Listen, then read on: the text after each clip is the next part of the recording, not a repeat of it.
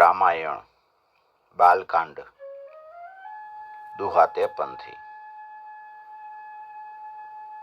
ચારેય ભાઈનું પરસ્પર જોવું, બોલવું, મળવું, પ્રેમ એનું હસવું અને ઉત્તમ ભાતૃભાવ એ આ નદીના જળની મધુરતા તથા સુગંધ છે. તુલસીદાસજી એવું બતાવે છે. અવલોકની બોલની મિલની પ્રીતિ પરસ્પર હાસ ભાય ભલે ચહુ બંધુ કી ચલ માધુરી સુબાસ સિયાવર રામચંદ્ર કી જય. તુલસીદાસજી કહે છે કે મારો આર્ત ભાવ, વિનય અને દીનતા એ આ નદીના ઉત્તમ જળનું ઓછું હલકાપણ નથી. આ રામચરિત્ર રૂપ જળ છે એ અદ્ભુત છે. એ સાંભળતા જ ગુણકારી અને આશારૂપી તૃષ્ણાને તથા મનનો મેલ દૂર કરનાર છે. એકવાર રામચરિત માનસની અંદર રસ લઈને સાંભળો તો જે તમારી આશા હોય એ આશા તૃષા બધું પૂર્ણ થાય. મનના જે મેલ હોય ને મેલનો નાશ થઈ જાય.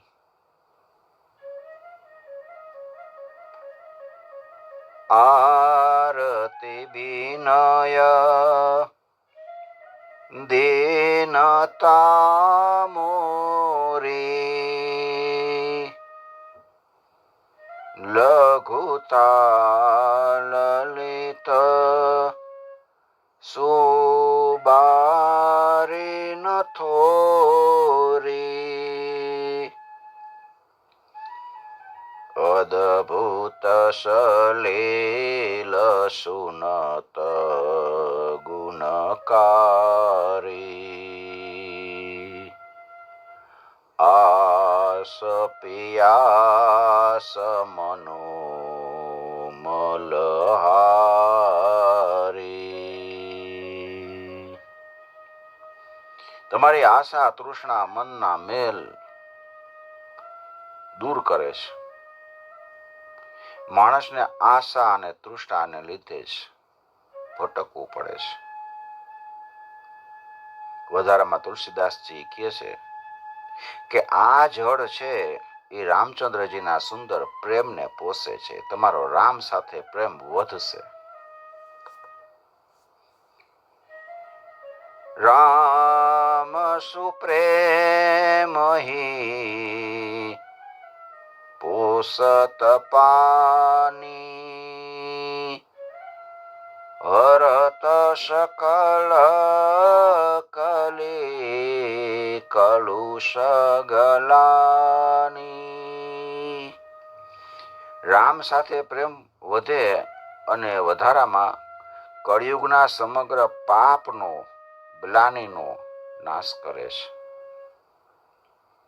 સંસારના શ્રમને નિવારે છે. સંતોષીને પણ સંતુષ્ટ કરે છે અને પાપ, દુઃખ, દારિદ્ર અને દોષને મટાડી દે.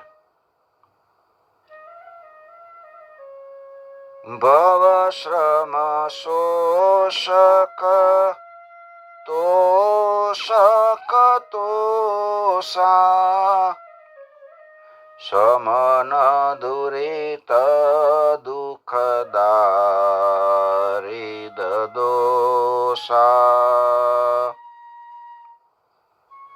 સમન દુરિત દુઃખદારિદ દોષા. અને મોટા મોટા દુર્ગુણ છે ક્યાં? કામ, ક્રોધ, મદ, મોહ એનો નાશ કરી દે. કામ કોહ મદ મોહન સાવન बिमल विवेक विराग बढ़ावन। કામ ક્રોધ મદ મોહ એનો નાશ તો કરે છે, સાથે સાથે નિર્મળ વિવેક વધારે છે, વૈરાગ્ય વધારે છે. વિવેક વધવો જોઈએ, અંદરનું જ્ઞાન, હું કોણ છું, મારે શું કરવાનું છે. બિમલ વિવેક વિરાગ बढ़ावन.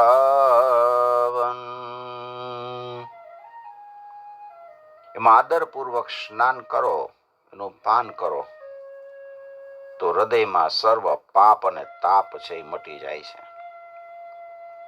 સાદરમાં જન પાન કિયે તે. સ્નાન કરવું એટલે શું? રોજ વાંચવાનું. એમાં સ્નાન કર્યું છે.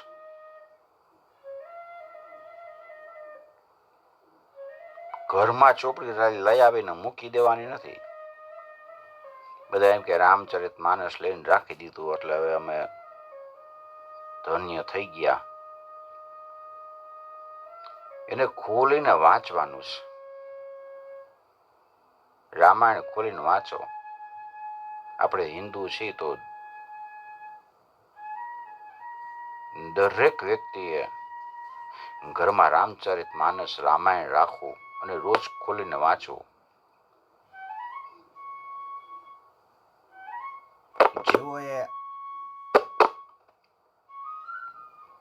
જેઓએ આ જળથી હૃદય ધોયું નથી ને ઈ કાયરોસ, ઈ કલે કાલથી ઠગાઈ ગયા છે. કળિયુગે એને ઠગી લીધા છે.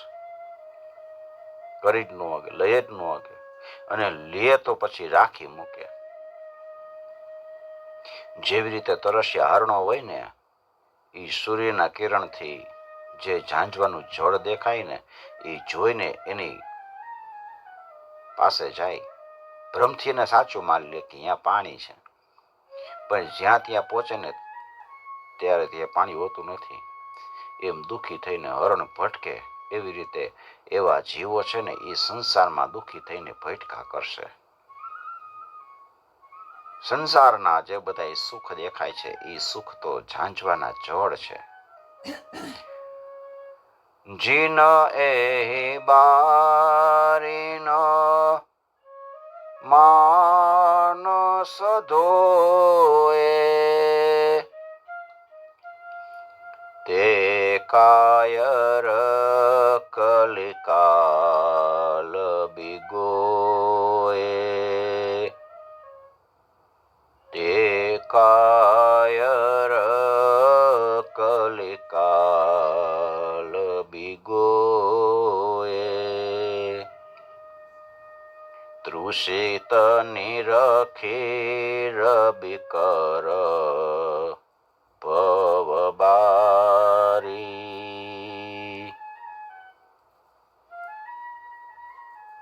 ફિરી હિ મૃગ જીમ જીવ દુખારી.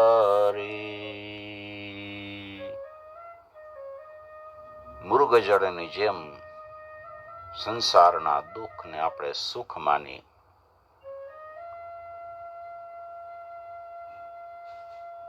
ની પાછળ ભટકા કરે. અને જે સાચું સુખ છે એમાં ચંચુપાતે ન કર્યું હોય, એક આચમનીએ ન લે, સંસારમાં ભટકા રાખે. તો તુલસીદાસજી કહે છે કે આ સુંદર જળના ગુણ એનો બુદ્ધિ અનુસાર વિચાર કરીને એમાં મનને મનાવી અને સ્નાન કરાવી શિવ પાર્વતીનું સ્મરણ કરીને હું રામકથા કહેવા જઈ રહ્યો છું. મતિ અનુહારી સુબારી ગુણ ગણી મન અનહવાઈ સુમતિ ભવાની શંકર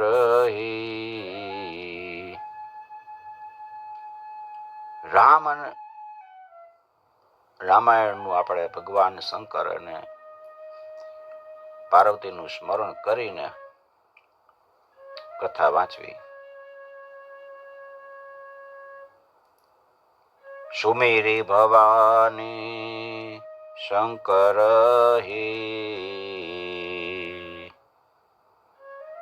કહે કબી કથા સુહાઈ.